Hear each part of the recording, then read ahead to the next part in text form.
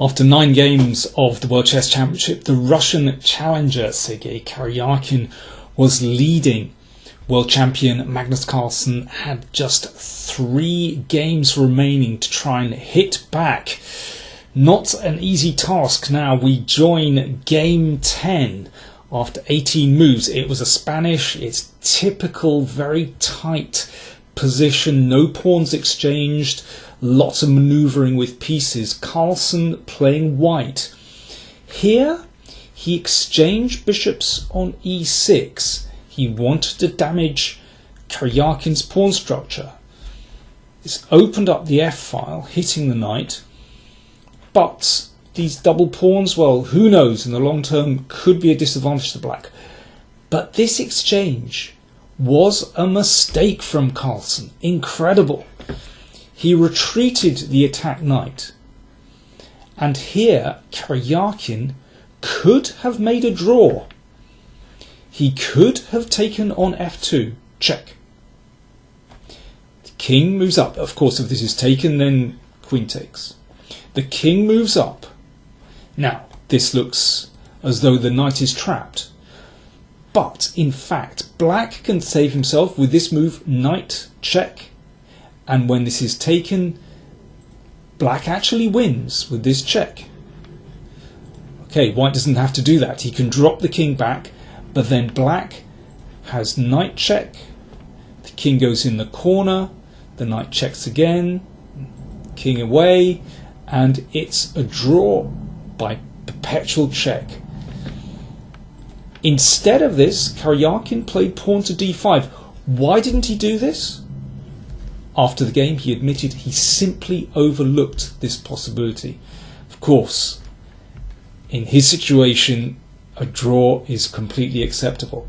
After this, Carlson played queen h5, and he started to impose his style on the game. Incredibly, black can still take this pawn, and this is a draw. Okay, this is trickier. Still looks very nasty to self-pin in this way. In fact, this tricky move, threatening a knight check, this will force a draw after this, incredibly, and they repeat the position.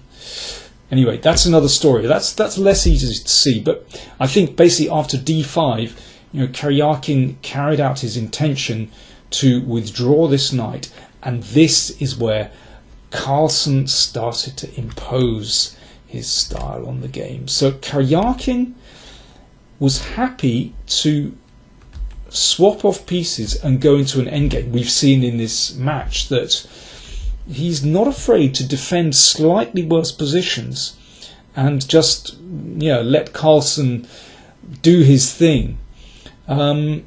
So far his match strategy has worked. Okay, why is Carlson better in this position? Well, first of all, let's look at the knights. This knight, this centralized piece, is certainly better than this knight on g6 that really isn't going anywhere at all. So that's important. But maybe chiefly, black has this long-term problem of these double pawns. And, well, it's very difficult to exploit this, but this is the kind of position that, of course, Magnus Carlsen loves, these small positional advantages. Now, I haven't got time to go through the whole of this very, very long game. It lasted over 6 hours, 6.5 hours.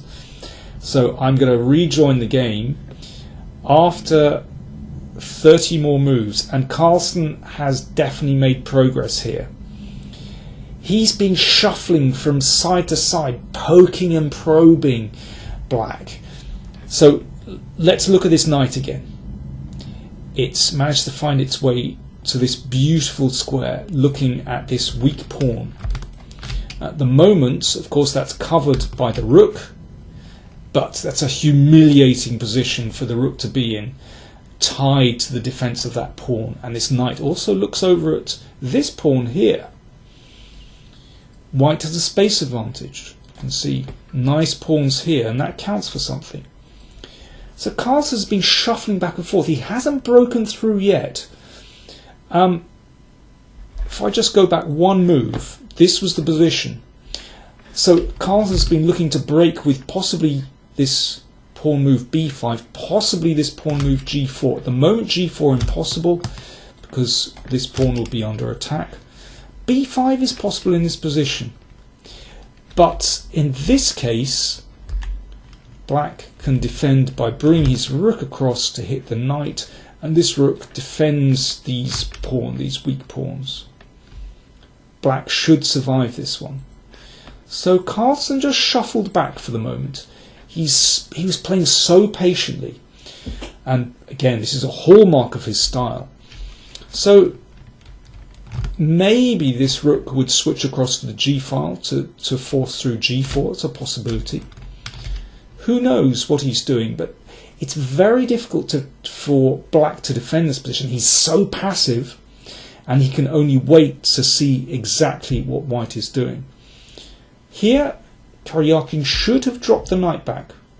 Not an obvious defensive move, because you might allow g4. g4 probably doesn't work in this position. Black can defend there, but after you've been defending for the best part of 5 hours, this is very, very difficult.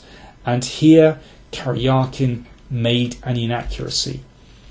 He's been waiting a long time, and he played another waiting move, just shuffling with his rook. But suddenly, these rooks are very awkwardly placed, and this is the moment when Magnus pounced. In this case, b5 is very strong. Here, black has to take. White threatens b6 check. Well, okay, let me make a waiting move. Rook here, and then b6 here, and now white will force through a6, and this is the end. The king is in trouble. Here's another nice variation. b6 for black. Well, black is trying to solve his problems here by bringing his king out, but in this case, here is a very nice sacrifice, and white manages to force a checkmate. Okay, let's go back. Black has to take on b5. It's his best chance. And suddenly there is no really good defense to moving the rook here to attack this weak pawn. Again, let me show you what happens. Well, it's just a horrible position to defend. I mean, Karjakin tried to push with d4 to make use of his passed pawn, but then this move, rook b6, hitting this. If the knight drops back, this can be taken, or maybe the rook could come across to hit b7 as well. Dreadful position. So Karjakin decided very quickly he was just going to ditch this pawn and go for counterplay. So this is still not absolutely clear, but Carlson played a good move. Knight here to defend the rook, and so this maintains the blockade of this dangerous passed pawn. Rook comes over, so Karjakin is trying to activate. Now Carlsen's next move surprised me, and I thought this started to put the win in doubt. I thought he should simply take off this pawn, and I think this is winning for white. But instead he played knight here, and it started to get complicated again. Well, this is forking two rooks, so black has to take the rook here. White took. Now there's actually a threat to do something very nasty to black's king. Check here. So the king has to come out of the corner, and now there's a threat to play a6 with a pin, so the king again has to move. But white still has to deal with this passed pawn. Carlsen took this pawn, and they traded a couple of pawns. King came back from the side of the board, and the rook came across. And here, Carlsen has nothing better than to go into a rook and pawn endgame. And here is where it starts to get tricky again. You have to remember they've been playing about 6 hours already, and both players, well, it's been a long match, and they've been playing long games. They're exhausted. I think Karjakin's best chance was to move the king forward. That actually stops white from pushing the pawn, obviously, because the rook is attacked. I thought this was his best chance, And now a possible continuation. Rook takes pawn.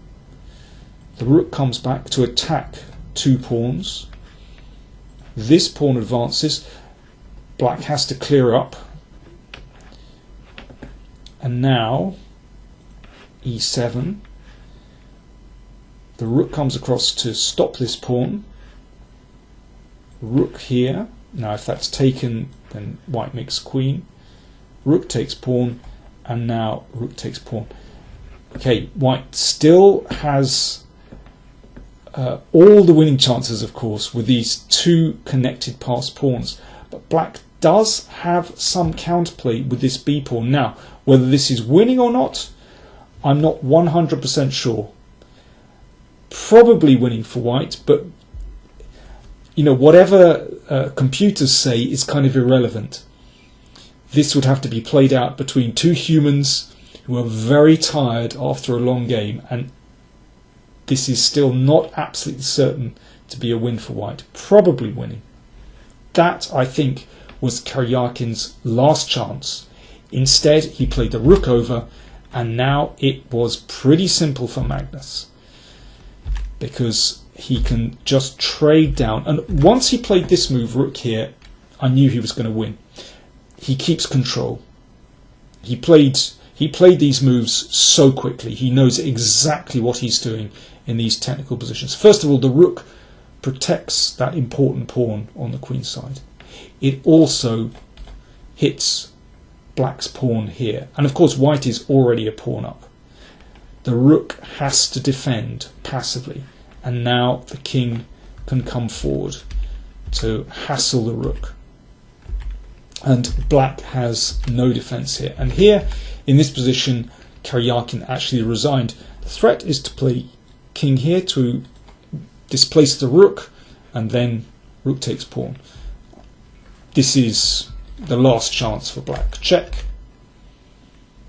Hit the pawn, but now this just is defended by this rook. The rook in the absolute perfect position, defending both pawns, and then the king comes up and takes the pawn, and this is completely winning. Wow, so that was the final position. King f6, here Karjakin resigned. I mean, really a superb performance from Magnus Carlsen. This was the kind of chess that we'd expected all along in this World Championship final, but until now he hadn't been able to crack Karjakin's defense. He did it finally in this 10th game. So, with just 2 games remaining, everything is all square in this extraordinarily tense contest. 2 games to go, and really anything could happen. Remember, if it's all square after 12 games, then they play a tiebreak of 4 rapid play games. But we're not there yet. 2 games to go.